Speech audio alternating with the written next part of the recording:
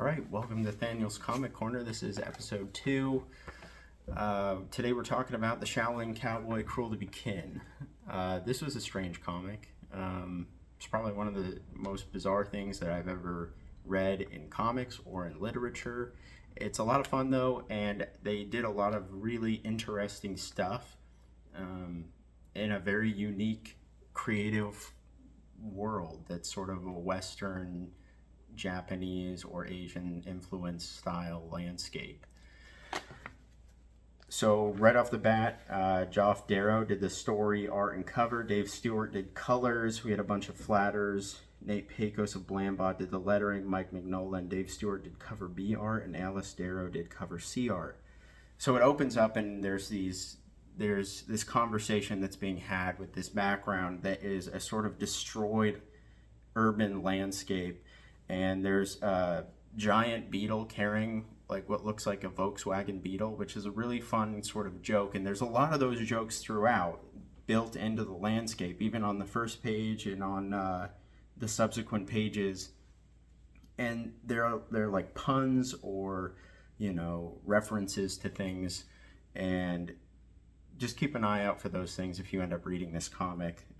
They're ingrained into the imagery in a nice way where you actually have to kind of look for them, because if you read the comic, it's easy to miss those nice little elements and those details that these guys put a lot of work into including in the story. Anyway, so the main concept of the story is you have these two unseen characters at the initial part of the story, and they're talking about wanting to find some food, and they see this guy, which the son points out. It should be mentioned that the son and father are two Komodo dragons, or at least they look like Komodo dragons to me. And they're basically scavenging this urban landscape for food. And they're talking about how if they eat something that's alive, then it's against the city's rules, so they could get in trouble. Anyway, so they see this guy and they call him, the son says, hey, isn't that Clint Mifune? Or I think that's how it's said. The desert, they refer to him as the Desert Wanderer, and they describe him as a John Wayne Buddha. And he does kind of look like that, I suppose. He is wearing a very sort of Western outfit, but he has, you know, samurai swords, and he's got like this Japanese fighting style combined with like this Western look. And he also has a revolver. So it's literally a little of both. And basically the son is asking his father, hey, isn't that who you always talk about? The guy from the desert. And he's like, yeah. And so he goes into starting to tell the story of how he met this guy again. I'm sure his son has already heard this, but we, the audience, have not.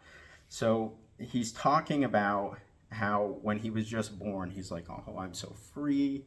And then the father kind of comes in, and his father, the Komodo dragon's father, when he met the Desert Wanderer, he climbs out of his egg, and his father tries to eat him, like most lizards do. Some lizards try and cannibalize their young. That actually happens in a lot of nature species. So what happens is when the father tries to eat him, he's basically this baby little lizard who's just been born, just crawled out of the egg, and that's when the father tries to eat him, and this John Wayne Buddha shows up, and he defends this little lizard against the father lizard, and they have this combat between each other, which is a really weird thing to see. You don't really see somebody battling a Komodo dragon in the desert, let alone a talking Komodo dragon. And they have this sort of kung fu style fight in the middle of this barren landscape. And I won't really talk too much about the details of that, but the art is really well done, and it's a fun fight because, I mean, how often do you really see, you know, a guy kicking a Komodo dragon in the nuts? It's not very often. And basically, so the father defeats the Desert Wanderer defeats the Komodo dragon, and the little Komodo dragon decides to start following this guy. You know, he wants to learn how to do this. He's brand new to the world. He doesn't know anything about the world. And he goes with this guy. And it literally says in the story, then things got weird.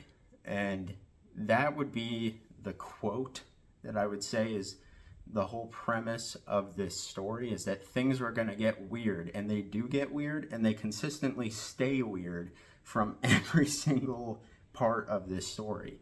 Because you have this guy floating on this giant jellyfish, and he sort of comes out of nowhere, and he looks like a baby man in like a weird cat suit, and his pet is a pterodactyl, which he calls Mr. Jojo Samson, and he always says tee-hee.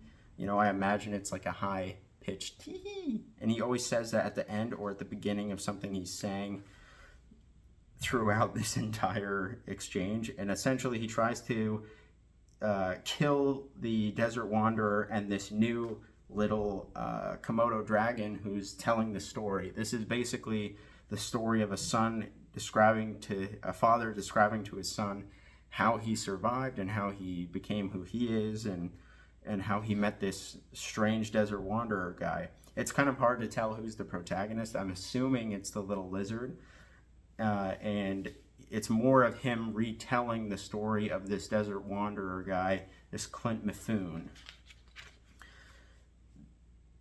Honestly, throughout this entire thing, when you get to the end of it, you're kind of wondering, like, this could go a lot of different ways. It could either go nowhere or it could go anywhere. And that's kind of a fun thought when you're reading a comic, is literally they've created this environment that is so bizarre and yet recognizable in a lot of ways, but the creatures within it are super strange. There's like necromancy, and there's, you know, pterodactyls, and you know, you've got this weird little baby man with mustaches and extremely large eyebrows, and you're following these two characters, and we don't really know where it's gonna go or what's gonna happen, or at least it leaves me with the impression that there's gonna be a lot of action. This is very much an action adventure type of comic set in a very unique world, with a lot of humor ingrained into the imagery, the language, and the situations, which I like. It's sort of subtle, it's not so overt a lot of times, and you have to look for those moments in the story that are going to make you chuckle. And I appreciate that, the effort that they put into it. There's things literally drawn on the rocks throughout the story, some of which will just make you kind of giggle or like laugh to yourself, because they're sort of this is a more adult comic, I'll just say that. And then you guys can read it and then look for things. I'm sure you'll see stuff that I missed, and then maybe I'll have seen something you guys missed. But anyways, let me know what you think. Please definitely pick it up. It's a very unique concept, and it was a fun read. It's called the Shaolin Cowboy, Cruel to Be Kin. They had a really great art. The lettering really, it didn't bother me at all. There were a lot of open, like large open pages where you kind of just, it was nice because like the letters would allow, they would follow the trajectory of an object or things like that were being thrown around this landscape. But it was a lot of fun, and give it a try, because I thought, I had a good time with it. Anyways, see you later.